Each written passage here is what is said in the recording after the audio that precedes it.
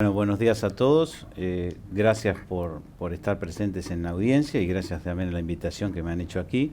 Vamos a hacer un repaso de los conceptos más importantes y vamos a hablar de algunas novedades en relación a las enfermedades de soja. En particular, si uno tiene que hablar del escenario actual argentino, tenemos realmente opiniones diversas, variabilidad en los pronósticos. Lo cierto es que todos los meteorólogos y los institutos de meteorología han determinado que este es un año niño, rotundo, robusto. Incluso imágenes satelitales de años niños anteriores coinciden con las imágenes satelitales actuales. Los últimos datos del Instituto de Clima y Agua del INTA muestran esto claramente, que en febrero, marzo, abril, mayo, todavía continúa la tendencia a que sea un año niño. Ciertamente que sea un año niño en la Argentina no significa que toda la Argentina va a tener precipitaciones, acumulación por arriba de lo normal, o sorpresivas o irregulares. Hay algunas zonas inclusive que se está padeciendo la sequía, y esto hay que tener claro, el año niño no es homogéneo en todo el país. Pero si uno revisa un poco el pronóstico extendido para enero, febrero y marzo, especialmente de precipitaciones, encuentra que el centro y norte del país, la mayor parte va a estar por arriba sus precipitaciones de lo que es la precipitación normal. Como vemos aquí en color verde, en todas estas áreas se está anunciando que probabilísticamente va a haber una mayor cantidad de precipitaciones respecto a la normal. Mientras que algún sector del este, nosotros podemos encontrar que hay precipitaciones normales. ¿Cuál es la implicancia si nosotros asumimos que puede haber más posibilidad de precipitaciones por arriba de lo normal en relación a los cultivos, a las enfermedades y también a los fungicidas? En primer lugar, mayor productividad de cultivos. Uno sabe que en los años niños la productividad de los cultivos es superior respecto a los años normales. Aumento del área foliar, generalmente son canopeos más húmedos, mayor daño por enfermedades. Hay aparición o reemergencia de algunas otras enfermedades. Generalmente los hongos tienen mayor número de ciclos de infección, mayor posibilidad, por lo tanto, de vulnerar la resistencia genética de los cultivos. Los años niños son aquellos años donde quedan categorizados porque hay quiebre de resistencia genética o inclusive, desde el punto de vista químico, también hay aparición de resistencia de hongos a determinadas moléculas. Y esto es porque hay más variabilidad patogénica, aumento de la población. Hay una mayor cantidad de esporas, mayor peligro entonces de que ocurran resistencia de patógenos a fungicidas, mayor severidad tanto en la parte aérea como en la parte radicular, y las lluvias más intensas, y esta comienza a ser clave, esta diapositiva, las lluvias más intensas y sorpresivas podrían de alguna manera lavar un poco más los fungicidas de acuerdo al momento y tecnología de aplicación, y esto va a requerir que se piense en coadyuvantes o algunas estrategias para evitar evaporación. Las plantas en general pueden absorber menos fungicidas porque crece, se engrosa la cutícula, especialmente por un crecimiento de la cutina y las ceras. Hay mayores temperaturas que podrían acelerar la metabolización del fungicida y por lo tanto es común en años como este encontrar resultados erráticos, fallas y disminución en el control químico. Por lo tanto, y estos dos puntos son los que yo quiero rescatar, la necesidad de analizar adecuadamente el momento de control pasa a ser clave, y las mezclas con 500 moléculas de acción preventiva van a ser también imprescindibles en un año caracterizado, al menos por todos los meteorólogos, como un año niño. Ahora, entonces, en definitiva, la conclusión, en este escenario climático ambiental argentino, ¿cuál es el riesgo de tener enfermedades foliares en soja? El riesgo es alto, y este riesgo va a ser mayor cuanto más años de monocultivo tenga, cuanto más largo sea el ciclo de cultivo, y por supuesto, cuanto más incidencia real tenga el año niño en sus lotes. Las enfermedades de fin de ciclo, que son particularmente las enfermedades foliares más importantes en Argentina, se llaman así porque justamente la expresión de sus síntomas es hacia el final, pero su infección es previa. Y esto tiene que quedar bien claro porque distingue al resto de las enfermedades que generalmente los productores y asesores están acostumbrados a manejar. Es decir, infectan, generan daño, parasitan a la planta sin darse cuenta por parte del productor y el asesor, sino más bien que en R6, R7, que aparecen los síntomas, es donde ya está la visualización conspicua de estos síntomas, de estas enfermedades, y ya casi no hay nada para hacer. Lo importante es entender que dentro de las enfermedades de fin de ciclo hay dos que son claves. Una de ellas es la mancha marrón, que está prácticamente en todos los lotes de la Argentina, crece de abajo hacia arriba, ustedes la conocen muy bien. Básicamente hay un amarilleo, manchas marrones que comienzan a ascender y muy ligada por supuesto también a la lluvia. Lo mismo pasa con Cercospora kikuchi, una enfermedad que está desplazando a veces en importancia aceptoria y a veces hasta hay discusión mundial si realmente es Cercospora kikuchi la agente causal o también intervendrían algunas especies de Cercospora.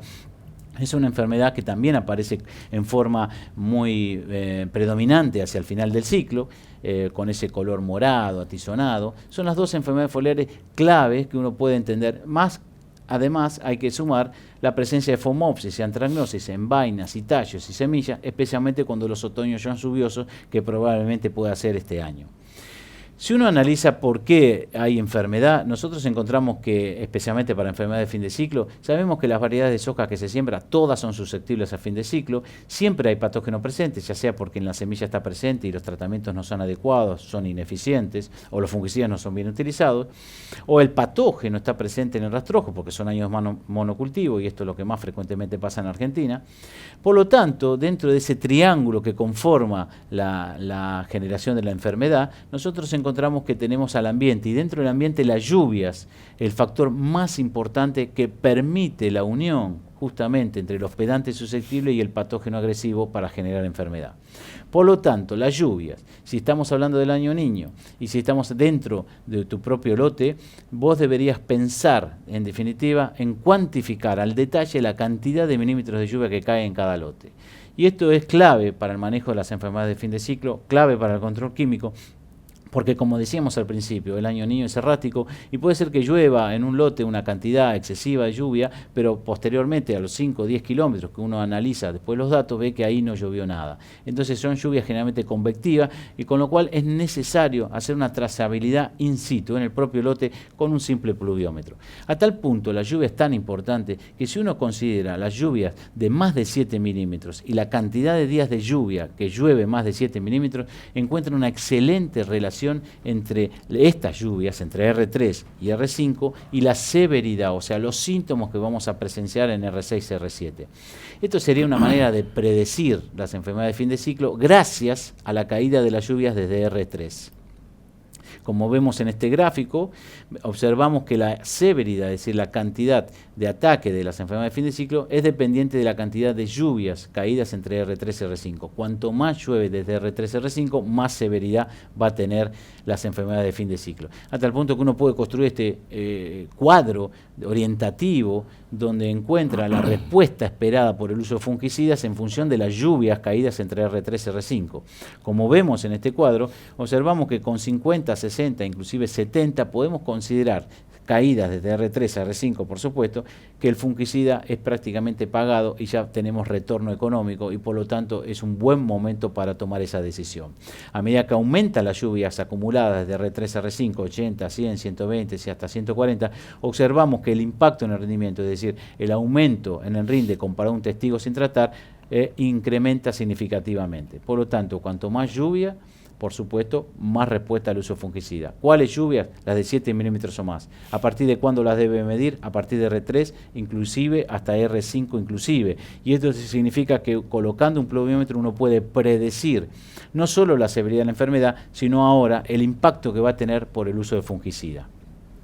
Bien, en estas innovaciones tecnológicas y en estos cambios que hay y este repensamiento de los sistemas productivos, recuerden que hoy estamos atravesando un sistema productivo completamente diferente al de 10 años atrás, es necesario recurrir quizás a elementos básicos, simples, pero no porque sean básicos o simples, dejan de ser útiles en la nueva agricultura. Y en este caso es el tema de los mecanismos de defensa. Sabemos que las plantas tienen mecanismos de defensa, se defienden. Algunos de ellos son constitutivos, es decir, están presentes antes de llegada de cualquier patógeno, y otros son provocados, son estimulados, son inducidos, son generados luego de la infección de ese patógeno. Y eso lo llamamos defensas inducidas. Los preformados, los mecanismos de defensa preformados, es decir, que ya están presentes antes del patógeno, pueden ser estructurales, como engrosamiento de ceras, capítura, cutícula, grosor, menor número de estomas, etcétera, o inclusive bioquímicas, es decir, hay sustancias que ya están presentes antes de la llegada del patógeno y que van a intervenir en la defensa cuando venga esa invasión. Pero lo que nos interesa son los posformados, es decir, una vez que ocurre la presencia del patógeno, llega, comienzan a formarse. Por eso se lo llaman posformados. Son defensas activas, en definitiva, inducidas. Algunas son estructurales, que pueden formar gomas, tílides, especialmente en algunos vasos. Y principalmente las que nos interesan son las bioquímicas.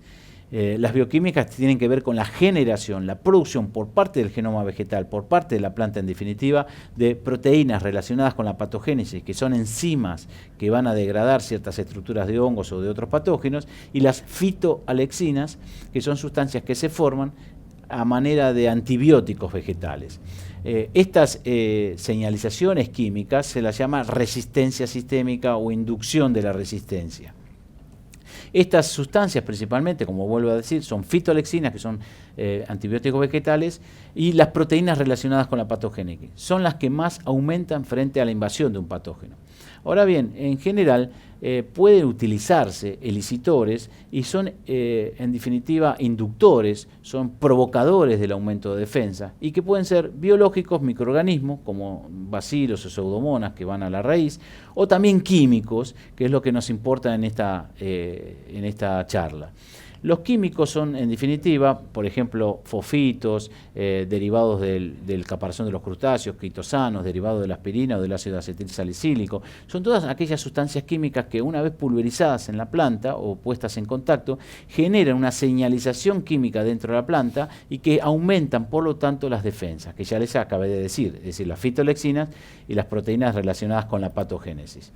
Ahí tenemos el listado de los elicitores o los inductores, son provocadores, aumentan las defensas, son los que generan un aumento de las defensas de la planta. Los fosfitos, particularmente, que nos convoca hoy en esta capacitación, son derivados del ácido fosforoso, es una sal, y que en definitiva, si uno revisa toda la bibliografía mundial, encuentra que la función más universalmente establecida para este grupo de moléculas es justamente la de aumentar las defensas. En este gráfico lo que vemos es que si una planta es inducida, por ejemplo con una aplicación de fosfito, vemos que comienza a tener una capacidad defensiva mayor respecto a una planta que no ha recibido ese elicitor o ese inductor. De tal manera que cuando venga el patógeno, en el caso que haya recibido el inductor, va a haber una reducción de la enfermedad. Y en el caso, por supuesto, que no haya sido inducido, la severidad de la enfermedad va a ser mucho mayor. No significa que un elicitor va a eliminar la enfermedad, pero ciertamente hay una disminución de la enfermedad en aquellas plantas que han sido previamente inducidas respecto de las que no fueron. Los fosfitos, como decía, son derivados del ácido fosforoso, no aportan fósforo, porque el fósforo del ácido fosforoso no es asimilable por las plantas, y que son combinados con distintos cationes como calcio, potasio, aluminio, manganeso, zinc, etc. Y eso de alguna manera forma una sal y permite, por lo tanto, construir, desarrollar lo que es una molécula de fosfito. Los fosfitos, en resumen, son inductores de la resistencia sistémica general, tienen alta movilidad y esto lo diferencia de un clásico fungicida, es decir, también va por floema, provee micronutrientes porque ese catión que acompaña para formar la sal al ácido fosforoso permite también, cuando son pocas cantidades, como es el caso, por ejemplo, del cobre, poder otorgar ese micronutriente para la planta, y principalmente tiene efectos fungicidas directos, además de estimular las defensas, tiene efectos fungicidas directos, pero especialmente para un grupo de microorganismos, especialmente para omicetes, que son Pythium, Phytophthora, Peronospora, etc. Y además, por último, son ambientalmente amigables y eso lo hace un buen compañero, una buena alianza con todo este nuevo pensamiento que hay de los sistemas agrícolas sustentables. ¿En qué cultivos se utilizan los fosfitos actualmente? En soja no había publicaciones de utilización de fosfitos, pero en otros cultivos los hay, por ejemplo el tizón de la papa, en tomates, para Phytophthora, mundialmente usado, y en Argentina también usado los fosfitos para controlar Phytophthora, inclusive Fusarium o Rhizoctonia. Mildew de la vid también se utiliza mundialmente, gomosis de los cítricos, problemas de céspedes de Phyton y Phytophthora, y también algunos problemas de desecamiento de las coníferas. Esa es la utilidad que se tenía especialmente de los fosfitos a nivel mundial e históricamente cuando uno revisa la bibliografía, pero no había datos, no había investigación relacionadas con el cultivo extensivo y principalmente vamos a hablar del cultivo de soja. Entonces, a partir de hace más o menos 7 años atrás, 8 años atrás, la Facultad de Agronomía de la Universidad de Buenos Aires comenzó a trabajar en estos inductores llamados fosfitos, especialmente en cultivos extensivos y especialmente en el cultivo de soja. En ese sentido, hemos comprobado, por ejemplo, solamente algunos resultados rápidos, porque justamente el tiempo no nos lo va a permitir, pero sabemos que hemos comprobado que los fosfitos, a medida que se incrementa en una caja de Petri su concentración y colocamos un hongo, vemos que se restringe, es decir, tiene un efecto fungicida fungistático y fungicida a medida que aumenta la concentración de un hongo. También hemos utilizado la misma técnica para corroborar que los fosfitos pueden tener este efecto fungistático o fungicida para muchos hongos de suelo, que estamos ahora publicando recientemente con un grupo de trabajo. Lo mismo lo utilizamos para tratamiento de semilla en soja, la verdad con efectos muy benéficos, muy interesantes, una disminución de la severidad en la semilla de soja por utilizar este fosfito de manganeso, en este caso particular, con una publicación también reciente, inédita, donde nos permitió hasta combinar bacterias de promoción de crecimiento junto con los fosfitos y tener una alternativa muy, muy interesante para evaluar justamente la disminución de un hongo de suelo en su intensidad. Bien, si todos estos trabajos, estoy hablando básicamente de control de hongos de suelo in vitro, es decir, ensayos de laboratorio, hemos hecho también ensayos con mezclas de herbicida, hemos hecho también tratamiento de semilla y también se usaban en cultivos extensivos, ¿por qué no utilizarlo en los cultivos extensivos, ya a nivel de campo, pero con una hipótesis interesante? ¿Por qué no mezclarlo con fungicida clásico? ¿Es posible que una mezcla de un fosfito, por ejemplo el fosfito de cobre, genere más impacto cuando se lo mezcla con el fungicida, cuando se lo compara con el tratamiento de un fungicida solo? ¿Por qué? ¿Bajo qué condiciones podría ocurrir eso? ¿Cuál sería el aumento o el beneficio que podría tener un productor o un asesor por utilizar la mezcla de fungicida más un fosfito de cobre, en este caso particular, en relación a la utilización de un fosfito solo? ¿Qué ventajas tiene? A partir de ese momento, tanto los colegas de DuPont, los colegas de Spraytech han apostado a buscar una investigación relacionada al respecto y de esta manera comenzamos el trabajo a nivel de laboratorio. Antes de mostrar estos resultados, yo simplemente planteo un concepto. ¿Cómo se mide una fungitoxicidad? ¿Y qué es, en definitiva, la fungitoxicidad? La fungitoxicidad permite evaluar, categorizar una molécula, un fungicida, un fosfito, respecto a su potencia de acción, a su potencia de control, en definitiva, bajo condiciones de laboratorio. Es un screening, es decir, es una selección exploratoria rápida que se hace en laboratorio para saber si una molécula está actuando bien y bajo qué concentración lo hace y cuáles aquellas son que deben ser descartadas porque no tienen efecto fungicida.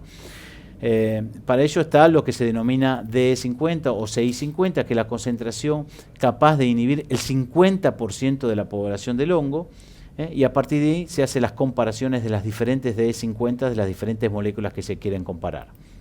En el caso particular de la mezcla de picosistrobina más ciproconazole, que en el caso a nivel comercial se denomina Stinger, observamos que cuando colocamos un hongo en el centro, y especialmente en este caso es Coletotrichum, y a medida que incrementamos la concentración de este fungicida, de mezcla de estrobina con triazol, observamos una disminución significativa de su crecimiento a medida que aumenta las concentraciones de este fungicida. Por lo tanto, vemos que existe una respuesta al aumento de la concentración fungicida y es un fungicida, por lo tanto, realmente fungitóxico, altamente fungitóxico, porque la DE50 se encuentra menos de 1, sería 0,1 y por lo tanto es considerado altamente fungitóxico para este caso Coletotrichum.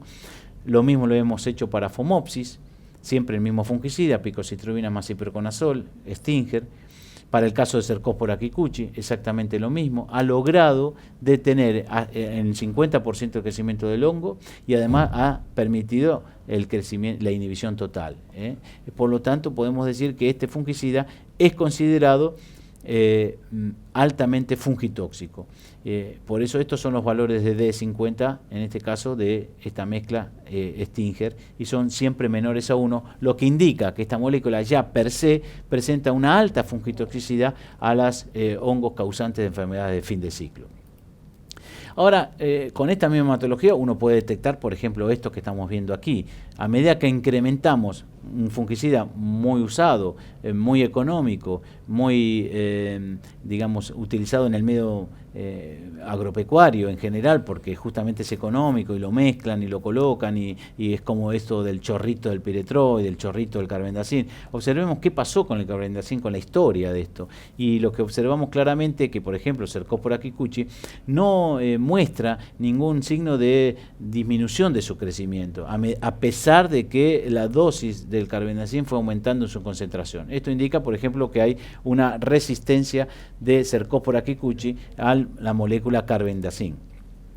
Bien, esto fue demostrado entonces in vitro, especialmente para picocistrobina más ciproconazole, y la segunda hipótesis es, bueno, ¿qué pasa con un fosfito in vitro para las enfermedades de fin de ciclo que tampoco había datos? En este caso tomamos el fosfito de cobre y observamos que también hay una inhibición, pero si vemos la IC50 es 31 partes por millón, es superior a 1, menor a 50, sería moderadamente tóxico. La primera conclusión es que no es un fungicida clásico, un fosfito. Sin embargo, tiene efectos fungistatos y fungicida dependiente, por supuesto, de la concentración.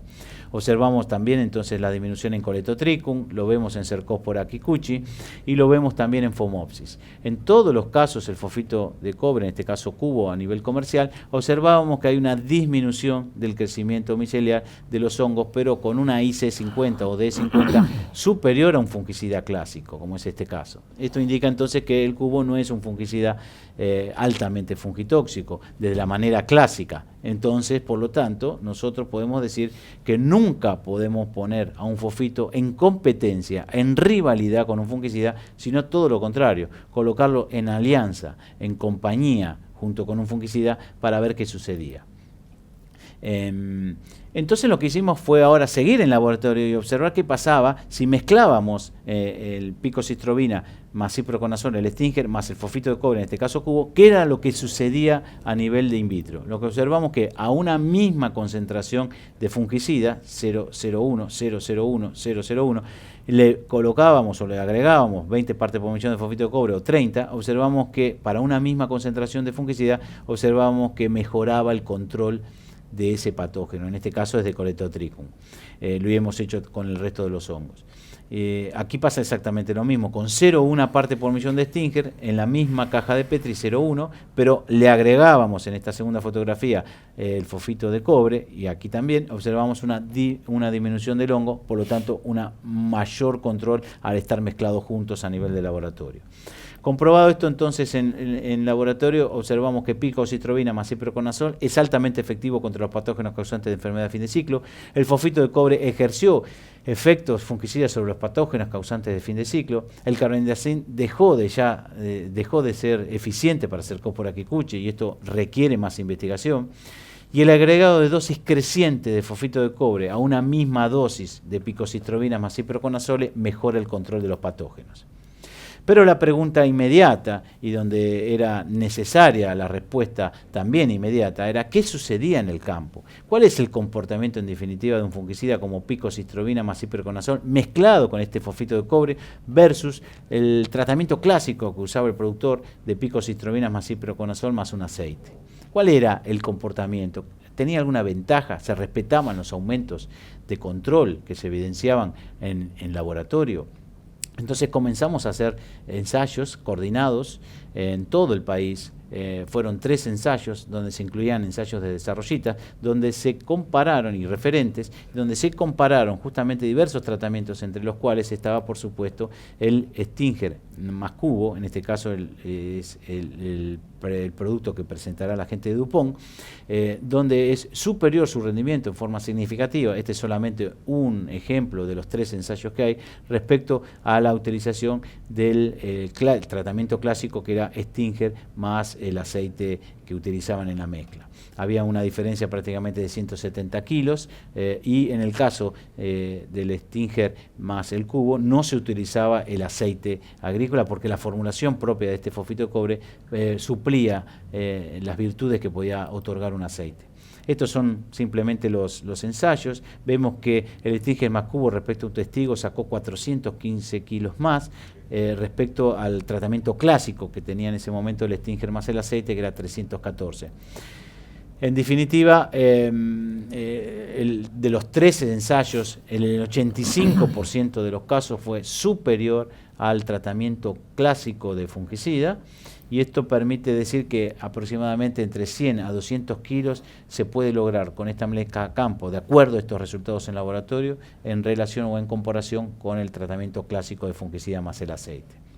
La mezcla, por lo tanto, de picocitrobina con ciproconazole es de comprobada movilidad, porque eso fue lo más histórico y lo más científicamente comprobado a la hora del nacimiento de estas moléculas. Amplio espectro de control, esto lo hemos comprobado en laboratorio y también a campo. El fosfito de cobre estimula las defensas, además, como lo habíamos dicho al principio de esta capacitación, y también aumenta el espectro de control, inclusive por las bacterias, por ese aporte de cobre que podía llegar a mejorar, no a eliminar alguna intensidad de bacterias. Y también es probable que actúe contra omicetes, como habíamos dicho, como Fitium, Phytophthora. Además se mueve por floema. El aumento en relación a un tratamiento clásico fungicida podría rondar entre 100 a 200 kilos por hectárea, dependiendo por supuesto del año, pero años niños donde hay sorpresivas, irregulares, secuenciales, lluvias acumuladas, puede ser que esta brecha sea superior. Le decíamos que este fosfito de cobre actúa como reemplazante del aceite y es antievaporante, y además aumenta el espectro de control. En definitiva, para hacer un cuadro resumen, es que nutre y previene los síntomas, ataca las causas, protege, cura, elimina y genera defensas en una sola vez. Hay 4 líneas de defensa: estrobi, triazol, fosfito y cobre. Recupera sanidad, fortalece la soja, amplia movilidad por toda la planta y colabora fundamentalmente en una estrategia antirresistencia, que es uno de los temas y desafíos que va a venir en la agricultura argentina para evitar justamente que hongos se vuelvan resistentes a los fungicidas. Lo que sí debemos considerar son algunos aspectos a la hora de usar fosfitos en general. Primero, debe aplicarse dentro de un programa de manejo integrado, no es la única solución, sino que nunca hay que olvidar el tratamiento de semilla, nunca hay que olvidar la rotación de cultivos, la elección de las variedades, una nutrición adecuada, etc. No se puede aplicar pensando que va a cumplir las acciones de un fungicida, y no es un competidor de un fungicida, no lo va a desplazar nunca, por el contrario. No aplicar sin haberse satisfecho si hay déficit realmente fuerte de fósforo, pero principalmente cuando se aplica en etapas muy tempranas, donde hay mucho más requerimiento, porque el fósforo del ácido fosforoso dijimos que no es disponible para la planta. No aplicar tardíamente, y yo creo que este es el aspecto más importante, porque el aumento de las defensas y la inducción de las defensas son claves y son protagónicas justamente si no ha venido el patógeno todavía, porque si ya está instalada la enfermedad y ya hay alta severidad, es difícil que se recupere una planta, por más que aumente sus defensas naturales. Y finalmente, para cerrar y ya darle el lugar a Federico, el momento de aplicación. Durante tantos años de recorrida como fitopatólogo, el denominador común y la duda, el interrogante, la incertidumbre generalizada es cuándo aplicar un fungicida. Generalmente las recomendaciones son siempre por estado fenológico, algo que parece ser absurdo si uno lo mira con fundamentos técnicos, porque ningún producto se puede aplicar por estado fenológico cuando en realidad el protagonista del control tiene que ser el patógeno. Debe haber alguna manera de estimar su cuantificación el patógeno para decidir la aplicación de fungicidas. En ese caso, la Facultad de Agronomía, junto con DuPont, realizó un convenio para elaborar una aplicación en un sistema Android de teléfono que en menos de un minuto, bajo fundamentos científicos y publicaciones realizadas, permite tomar una decisión al menos más correcta, más oportuna y que tenga retorno económico. Esta es una aplicación en la cual, les vuelvo a decir, se les aparece, se baja en el sistema de teléfono, con 10 preguntas sencillas, en menos de un minuto se contesta, y automáticamente el sistema, el software, está preparado para decirle aplique, no aplique, espere, vuelva a insistir, espere. Hay distintas alternativas que le da el software, y además hay un pronóstico incorporado que le permite, si por cuestiones de infraestructura o logística, tomar una decisión apresurada, sabiendo el riesgo climático que corre, tomar una decisión por adelantado, por más que el sistema le haya dicho que está en duda la aplicación. Es una aplicación que tiene muchas utilidades, eso es lo que nosotros esperamos. Así que muchas gracias y esperamos luego las preguntas, y voy a dar paso a Federico. No sé, Pablo. Gracias, Marcelo.